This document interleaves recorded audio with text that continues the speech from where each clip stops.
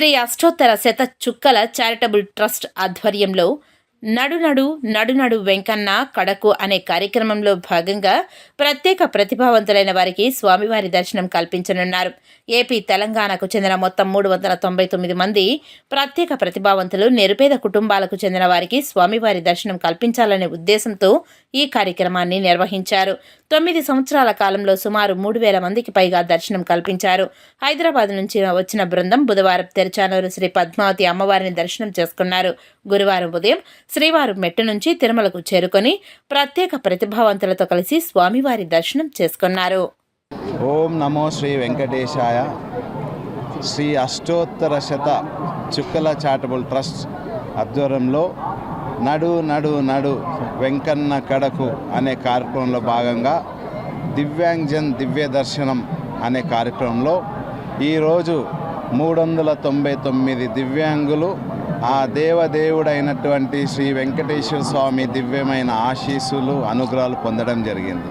ఈ 399 మందిలో గుడ్డివాళ్ళు, మూగవాళ్ళు, అనాథ పిల్లలు, చౌటి వాళ్ళు, ఓల్డ్ ఏజ్ వారందరూ కూడా ఇక్కడ వీరిని తీసుకురావడం జరిగింది హైదరాబాద్ నుంచి. వీరి ఏమనగా ఈ రోజు వరకు కూడా తిరుమల కొండ చూడని వాళ్ళు అభాగ్యులు వీరందరూ కూడా. మా యొక్క ట్రస్ట్ యొక్క ముఖ్య సంకల్పం ఏమనగా ఎవరైతే తిరుమల కొండ చూడలేదో, ఎవరికైతే చూడాలని ఒక ఆశ ఉందో, ఎవరైతే ఆ దేవుణ్ణి అనుగ్రహం పొందాలనుకుంటారో వారిని మేము హైదరాబాద్ నుంచి ఇంతవరకు 9 సార్లు తీసుకురావడం జరిగింది.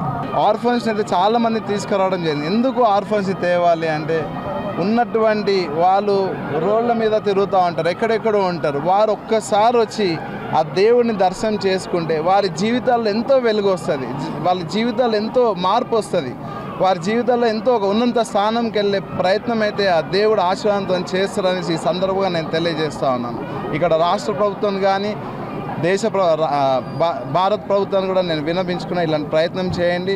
దీనికి సహకారం అందించినటువంటి ఇక్కడ ఉన్నటువంటి సిబ్బంది అందరికి కూడా, పోలీస్ సిబ్బందికి, అదేవిధంగా మిత్రులందరికీ కూడా, ఇక్కడ ఉన్నటువంటి అరదాల మణి గారు కూడా మంచిగా చూశారు. మరి ముఖ్యంగా మధు ఫొమ్ర గారు చూశాడు. మాకు సుమారు 100 మంది ఈరోజు వాలంటీర్స్, వారు 4 రోజుల నుంచి అంటే దగ్గర 10 రోజుల నుంచి వారందరూ కూడా ఈ కార్యక్రమం గురించి ఆలోచించి ఉండి కాలు చేతులు లేని వాళ్ళని లేపుకొచ్చి ట్రైన్లో తీసుకొచ్చి అక్కడి నుంచి దేవుడిని చూపించాం. వారందరూ కూడా ఈ సభాముఖంగా దేవుడు సమక్షంలో ప్రతి ఒక్కరికి కూడా ధన్యవాదాలు తెలియజేస్తూ